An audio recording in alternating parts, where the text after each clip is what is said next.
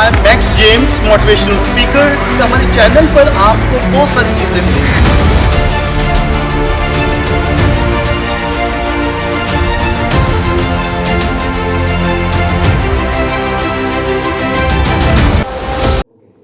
My dear friends and my viewers, I am Max James, motivational speaker।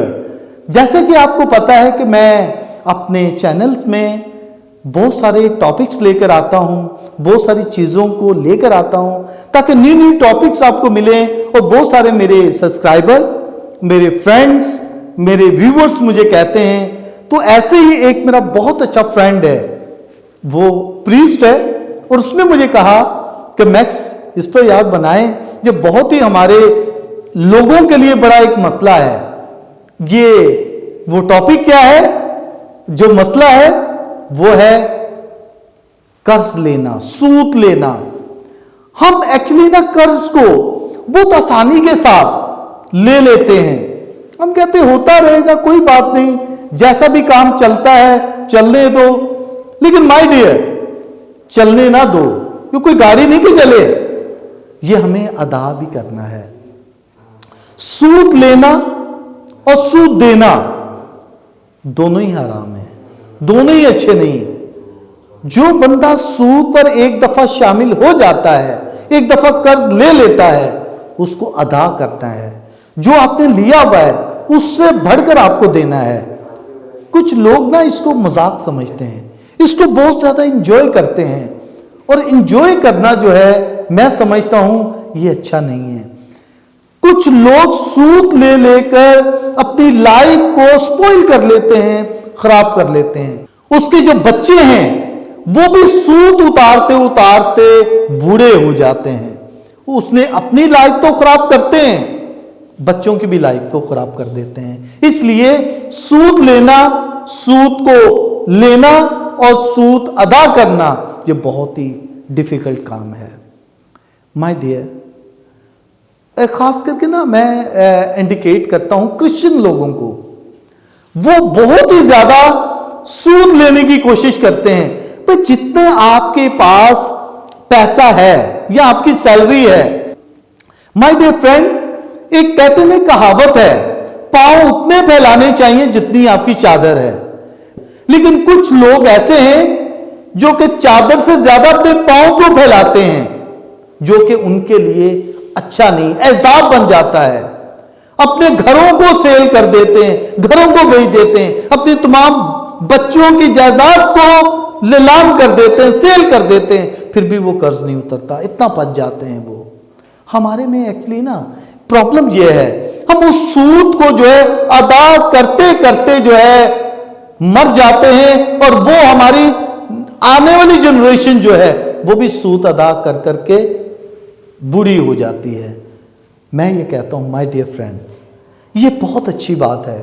हम उतने अपने पांव को फैलाएं जितने के हमारी चादर है, हम उससे ज्यादा ना बढ़ें। हम कहते हैं ना, कुछ को लोगों को ना मजा आता है, सैलरी मिलेगी 5-5 हजार उनको देंगे, 10 हजार दे देंगे, अभी शादी करनी है, कर्ज लिया, बच्चों को दे दिया। भाई आप ऐसा क्यों करते हैं, क्या वजह है, क्या मजबूरी है? भाई कम दे दो।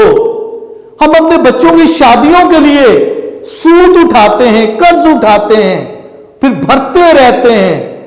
आप उतना लो जितना कर सकते हैं, जो आपकी जेब गवारा करती है।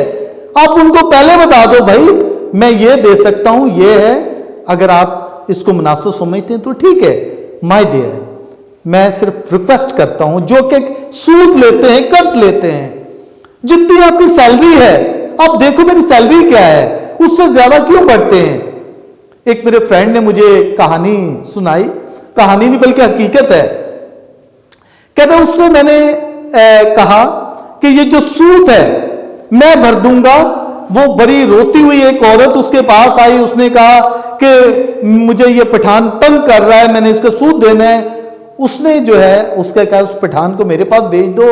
उस पठान ने आकर उससे जब मिला मेरे फ्रेंड को, और वो कहने लगा कि मेरा इसने जो ना 1 लाख मेरा कर्ज है, और इसने 1.5 लाख ऊपर देना है, जो इसने दिया नहीं। यानी कि 1 लाख का, वो कह रही मैं 2 साल से सूद देती रही हूं, 1 लाख लिया था 2.5 लाख हो गया और सूद भी देती रही है, लेकिन सूद बढ़ता रहता है। शायद वो कम देती रही है, कुछ नहीं देती रही। उसने, मेरे फ्रेंड ने कहा ठीक है, इसका ये मुझसे आप खान साहब मुझसे लें और इसको आप छोड़ दें। उसने उसी वक्त जो है ना छोड़ दिया और उसने उससे आके ले लिया और उसने कहा अगले माह आके मुझसे 1 लाख ले लें। उसने दे दिया।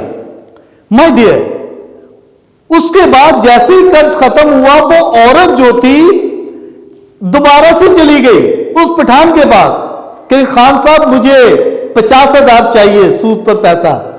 कह रहा माई तू पागल तो नहीं हो गई, वो अच्छा इंसान था जिसने आपका दिया, तो अभी क्यों लेने के लिए आई? उसने आपकी जान छुड़वाई। वो कहती वो उसने देना है ना, मैंने तो नहीं देना है, मैं तो दोबारा से लूंगी।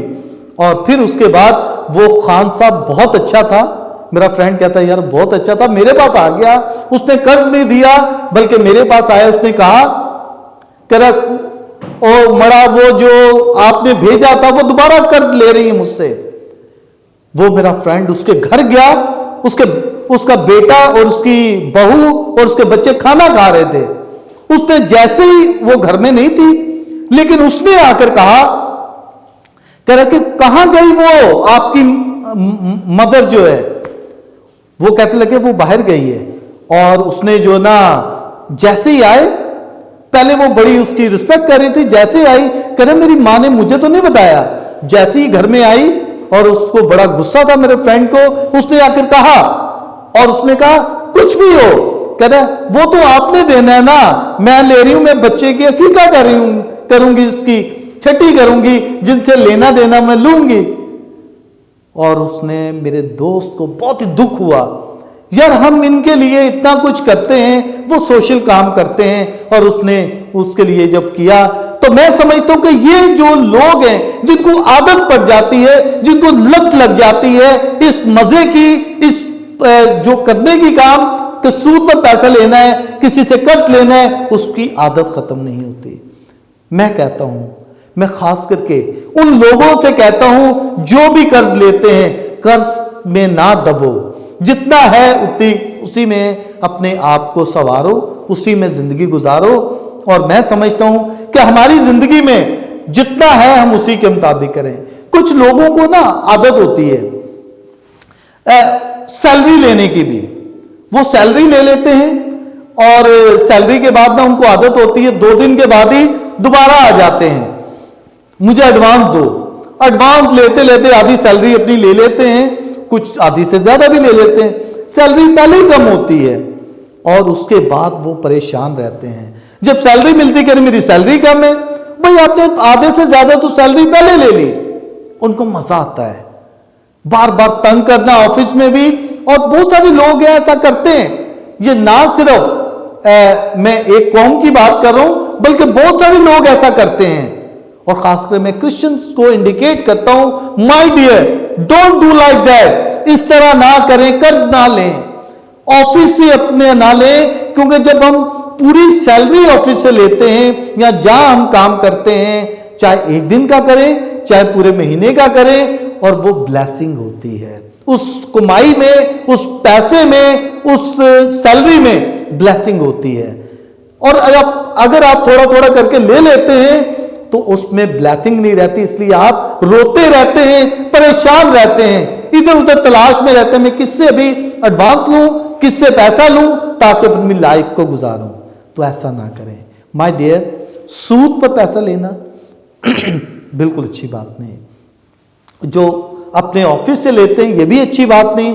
कभी कभार अगर जरूरत है तो लें, मना नहीं है, लेकिन इसे आदत ना बनाएं। जब आदत बनाते हैं ना, आपका हाथ हमेशा ऐसा रहेगा, कभी भी ऐसा देने वाला नहीं होगा। हमेशा ऐसे करने वाला ना बने, ऐसा करने वाले बने।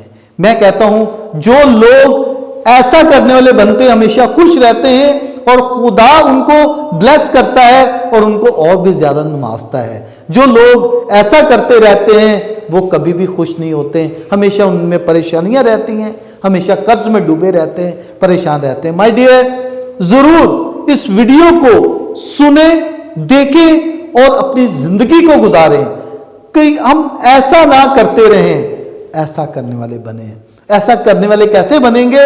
जब हम अपनी सैलरी टाइम पे लें और अपने कामों को, अपनी हद को, अपनी लिमिट को कम करें और उसी के मुताबिक हम ये अच्छा काम कर सकते हैं। Okay my dear friend, thank you so much, God bless you.